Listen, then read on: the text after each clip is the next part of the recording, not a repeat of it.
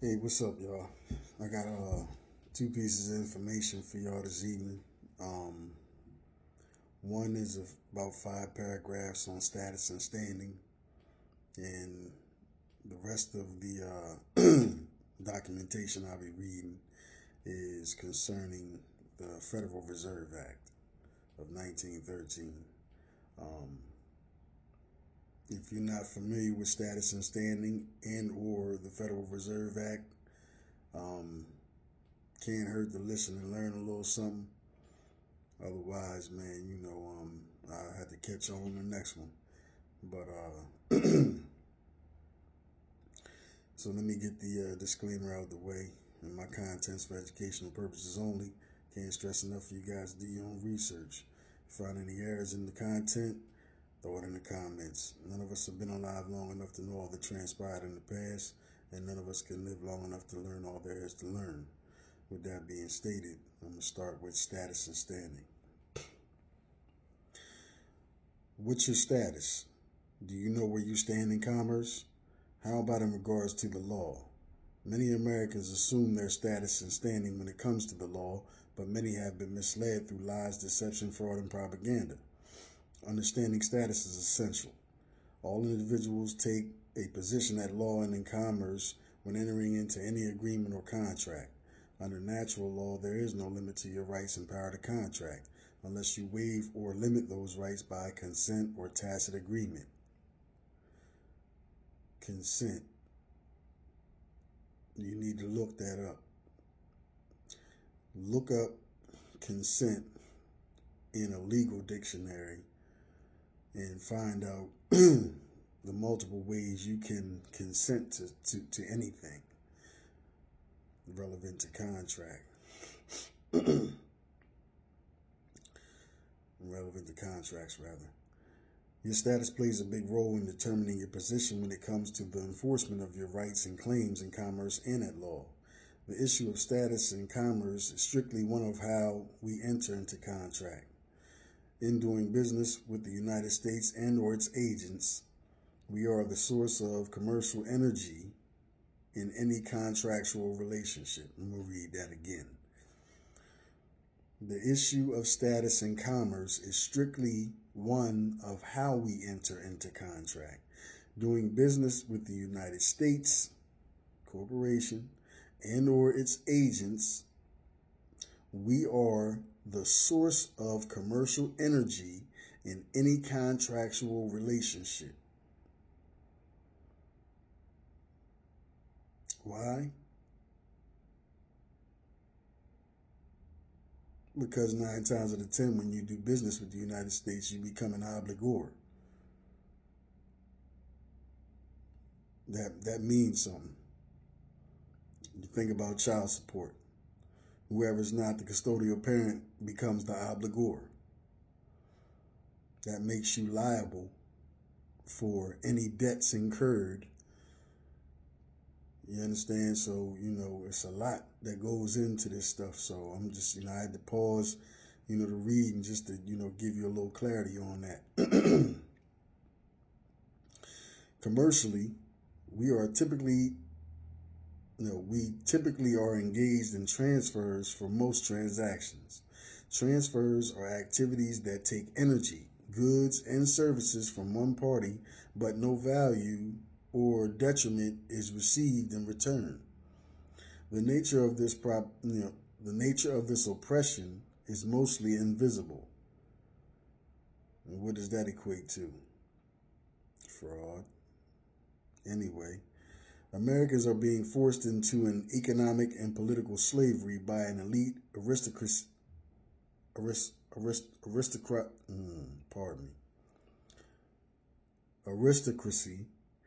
and consortium of international bankers through unlawful foreclosures, forfeitures of property, and a war on crime and drugs.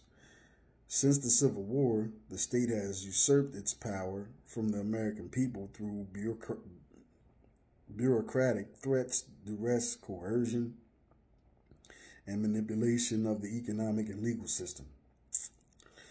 The state has been at war against the American people since then. I did History 101. I talked about this. The government bureaucracy took advantage of the civil disobedience and dissent to strip Americans of their sovereignty and have been chipping away at the limited authority and jurisdiction enumerated and placed upon the federal and state governments through the Constitution and Bill of Rights. In 1863, Lincoln declared a state of martial law and suspended the writ of habeas corpus in 1861 through General Orders 100. The Lieber Code, something else I encourage y'all to look up. Also known as the Code for the Government Armies in the Field. The code was authored by Franz Lieber. Franz Lieber was his real name. He was a foreigner. A jurist and political philosopher from Germany who was a professor of history and political science at Columbia College, currently Columbia University. Lieber assisted the War Department and President Lincoln in drafting legal guidelines for the Union Army. These guidelines became known as the Lieber Code. I'm going to read this one part that deals with martial law. You know what? I'm going to have to do another video on this because it gets into some other stuff. And I don't really want to confuse the reason why I opted to get into this. But okay, okay, under Article 4 of the Code, martial law is defined as follows. Martial law in a hostile country consists in the suspension by the occupying military authority of the criminal and civil law, and of the domestic administration and government in the occupied place or territory, and in the substitution of military rule and force for the same, as well as in the dictation of general laws as far as military necessity requires the suspension, substitution, or dictation. The commander of the forces may proclaim that the administration of all civil and penal laws shall continue either wholly or in part, as in times of peace, unless otherwise ordered by the military authority.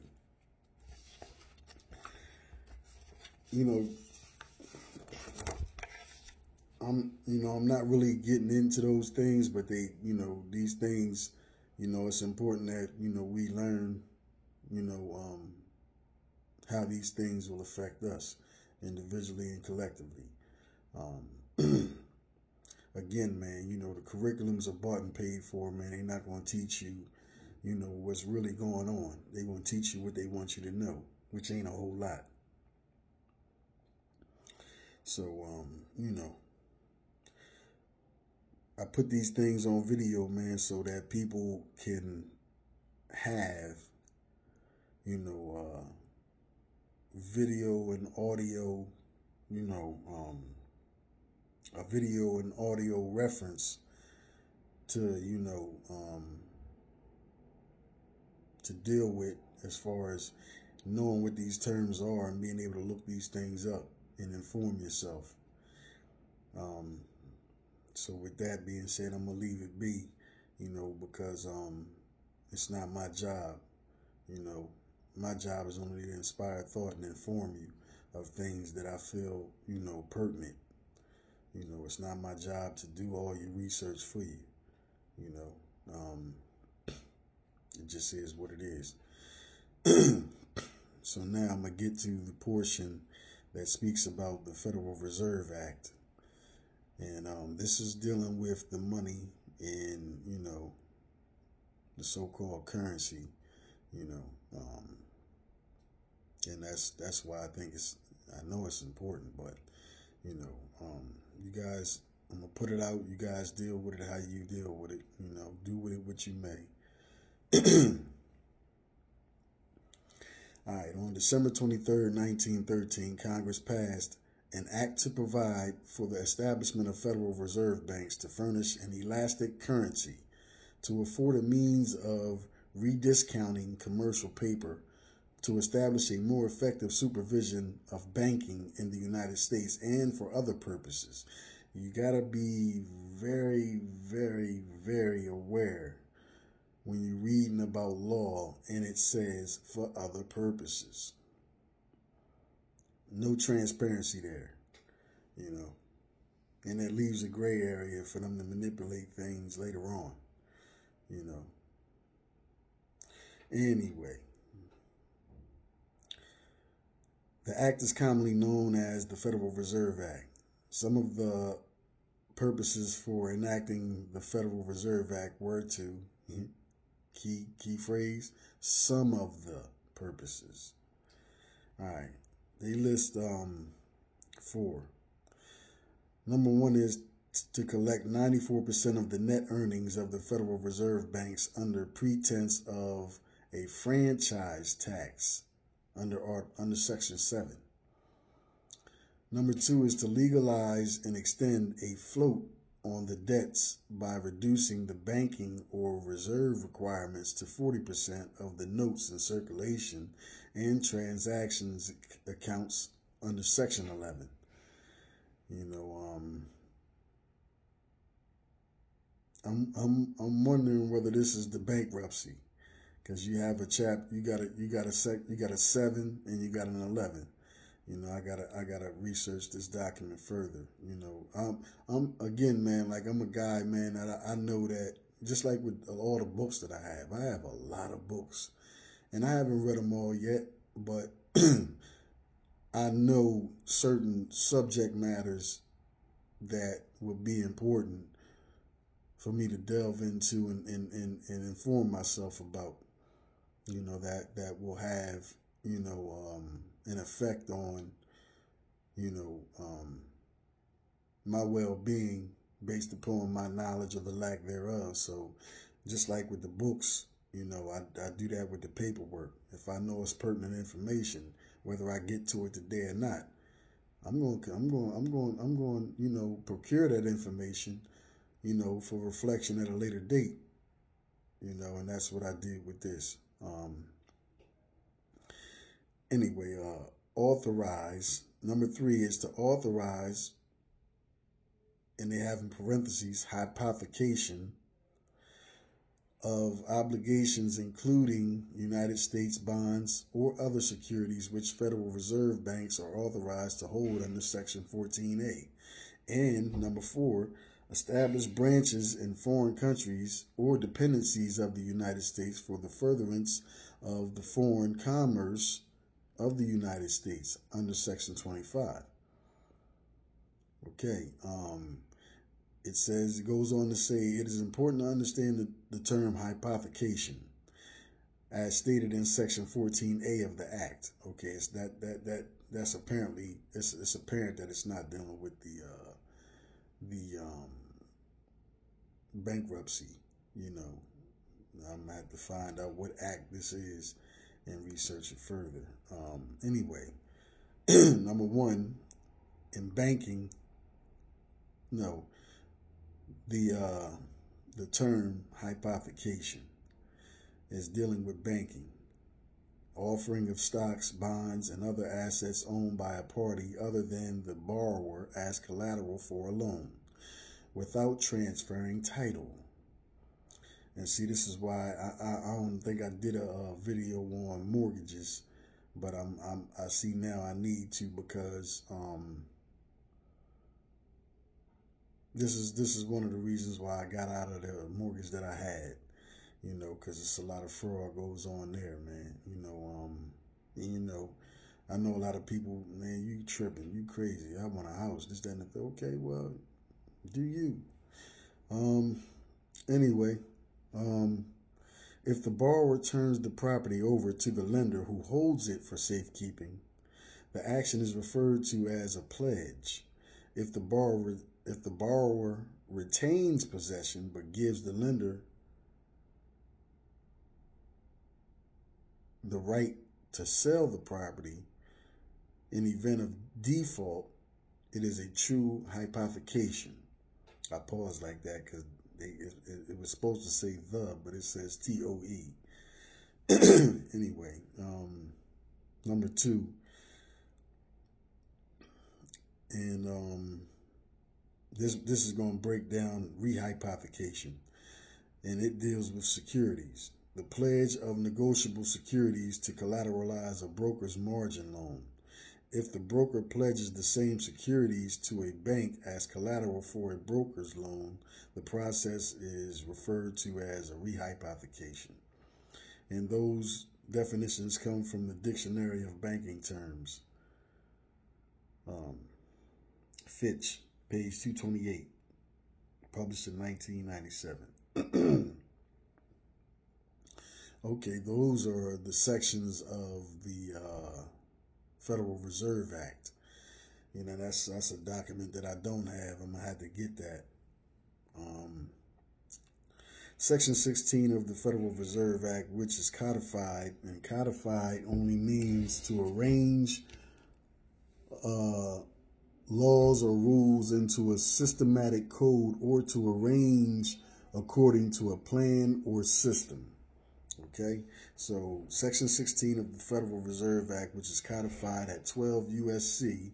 411, declares the Federal Reserve notes are obligations of the United States. The full faith and credit of the United States was thereby hypothecated and rehypothecated to the lending institutions for the issuance and emission of bills of credit as legal tender. You hear that? They were hypothecated and rehypothecated to the lending institutions for issuance and emission of bills of credit as legal tender. So this is the proof that Federal Reserve notes are bills of credit. They equate to what's owed. I've said that. For all taxes, customs, and other public dues, the paper in circulation and transactions accounts could then be inflated 60% and then purchasing power deprecated and reduced by an equivalent amount. So basically, the Federal Reserve notes give the banking institutions and other governmental entities the power to, play with the actual worth of the bills. But you can't. That's the basic, surface level breakdown of it. You know what I mean? Again, I have to research this further, but I still know that it's important, to share this information. I know it's a lot of individuals like myself that, when they hear certain terms, they're going to look into it underneath the surface level to get a deeper and broader understanding of what it is that's being stated. So this is why I do what I do. The final nail in the coffin of lawful money in the United States was with the passage of the 192nd House Joint Resolution, otherwise known as HJR 192, Public Law 73 through 10 in 1933, 73-10. I don't know whether that's, meaning 73 through 10 or just to be read as -10. Anyway, the resolution made it against public policy to require payments in gold or a particular kind of coin or currency, or in an amount in money of the United States.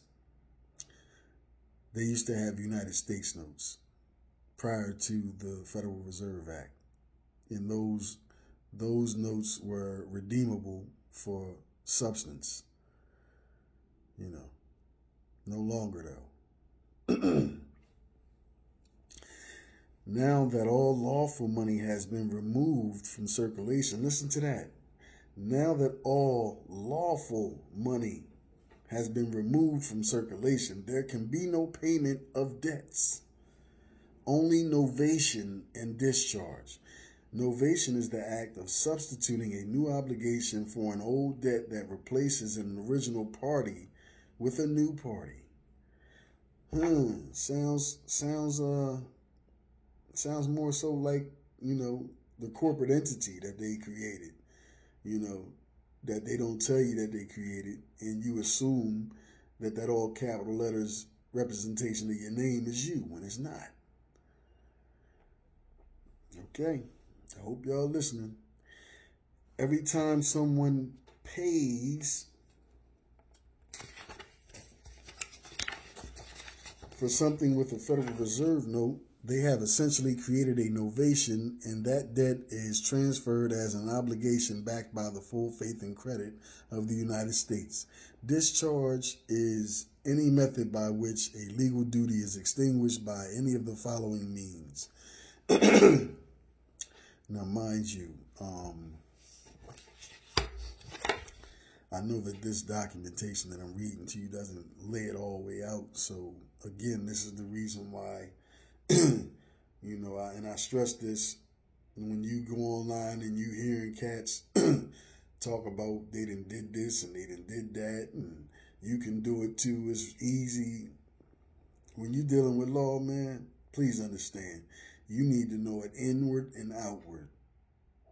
Because as soon as you get into a court of law and they find out that you don't know what the fuck you talking about or what you're doing, they gonna dog you. Trust and believe me, they gonna dog you. So always, do your research, man. And that's why I always say, regardless of how it sounds, whether it's coming from me or anybody else, man, do your own research, man. Don't think just because somebody else did something, you're only seeing the end result. You're seeing the results. You're not seeing all the hours, of research and study, that they dedicated to gaining an understanding of what it is that they presenting to you.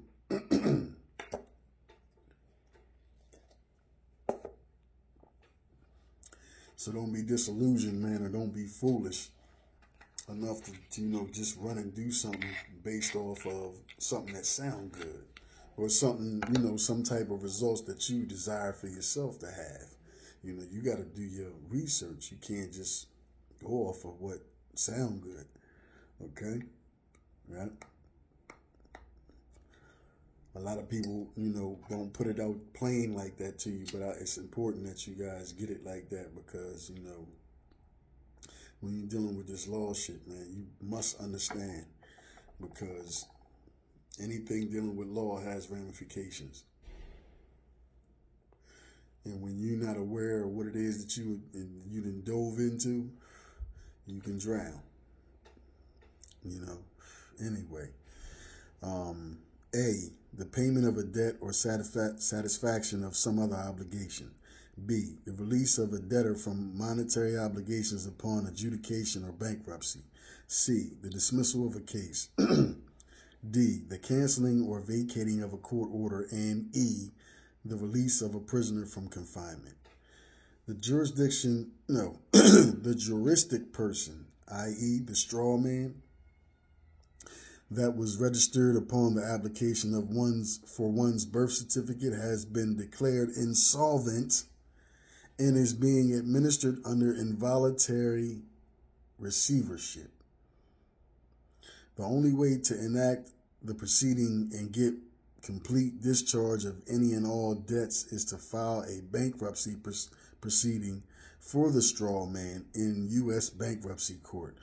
All states have adopted provisions of UCC Article 3, Section 305A of Uniform Commercial Code, i.e. the UCC, whose provisions deal with insolvency proceedings and authenticated discharge from a federal bankruptcy judge must be honored by all states by operation of law. Okay? Congress has abrogated the states' sovereign immunity in bankruptcy proceedings. C. Hood versus Tennessee Students Assistance Corporation, INRI, Hood, 319 F. 3D 755 in 2003. That's the case information. It goes on and says states whether or not they choose to participate in the proceeding are bound by a bankruptcy court's discharge order no less than other creditors. Okay, so that's basically saying whether, because they have you as a citizen of the United States and the state that you live in. It's layered. See New York versus Irving Trust Company, 288 U.S. 329, 333, semicolon. See also Hood, 541 U.S., at 448. Okay. That's the case information. Anybody that's interested in looking it up and getting a broader and deeper understanding of what's being disseminated. The fact that under the Organic Act of 1871, the United States has been organized and operating as a municipal... Oh my goodness.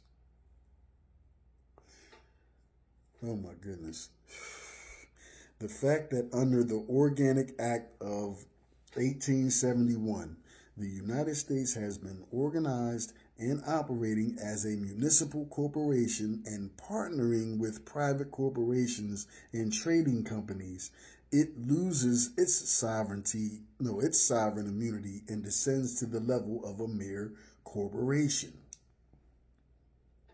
Sears and Roebuck. Golf. You dig what I'm saying?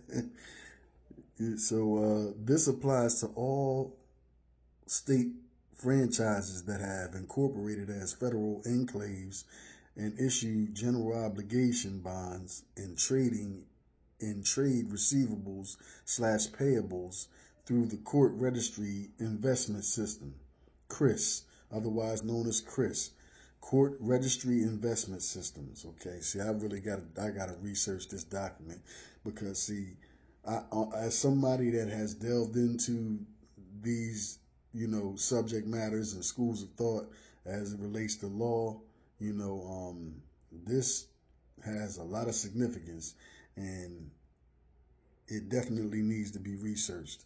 I'm going to do it. Whether you do it is up to you. You know what I mean?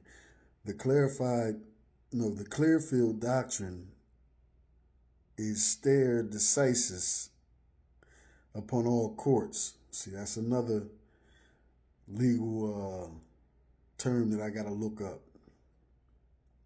And imposes that an entity cannot compel performance upon its corporate rules unless it, like any other corporation, is the holder in due course of some contract or commercial agreement between it and the one on whom it demands for performance are made, and is willing to produce said document and place the same into evidence before trying to enforce its demands. Okay. Where's your contract that you consented to and entered into knowingly, willingly, and intentionally to be a subject of the United States?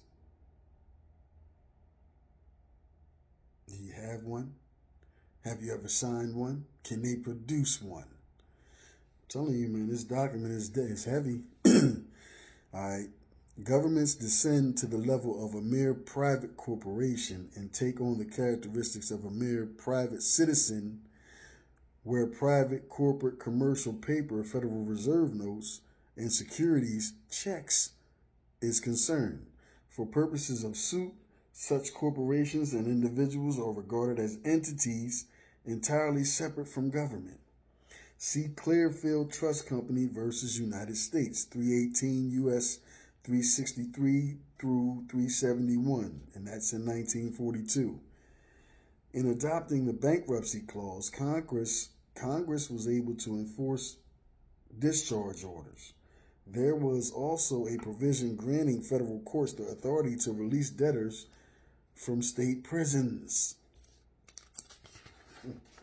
So you got to understand, all crimes are commercial. I'm going to say that again. All crimes are commercial. That means from murder on down to like brother, what's his brother's name? Phil Valentine said, the spitting on the sidewalk. It was either him or Taj Tariq Bey. But, yeah. States agreed in the plan of the convention not to assert any sovereign immunity defense they might have had in proceedings brought pursuant to laws on the subject of bankruptcies. See Blanchford, 501 U.S. at 779. Due to the securitization of all debts, the Department of Treasury becomes the secondary obligor on all the notes, bills, and bonds attached to the original promissory note. The information is then communicated to the Bureau of Public Debt that keeps a daily account of the national debt. So-called lenders can go to the DOT to demand payment for uncollected debts to repay their creditors.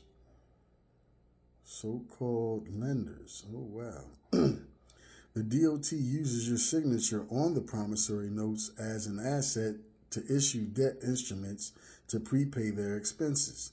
Once one is able to uncover the fraud and deception that is occurring, one can use one or more of the 10 real defenses to discharge the obligation. See, I told you they got 10 real defenses. So that's more than just the few that they gave up in this document. That's why I'm telling you, man, this is heavy. I'm glad I decided to do this, man, because this is just one of the documents that I had, procured and put into my files. You know what I mean? I never really delved into it, and it's a blessing that I decided to read this to y'all tonight because, again, man, if you don't realize the significance of what I just read, then this ain't for you. Simple and plain, man. But anyway, man, it was my intention that somebody was able to benefit from the reading of this document and extract something beneficial from it. Hopefully it resonated with somebody, you know what I mean? I know not everybody is, and not everybody has a foundational understanding of law, but, it behooves us all to do for ourselves instead of paying others to do what we can do for ourselves. You know what I mean? It's public information, man. A lot of this shit you can get. You know what I mean? Again, this is why I put it out on video, because anybody that views it can write these terms down, and research this information for themselves, because it's nothing but benefit in this document that I read, especially when it came to the Federal Reserve Act, So, y'all be easy, man, and catch y'all on the next one.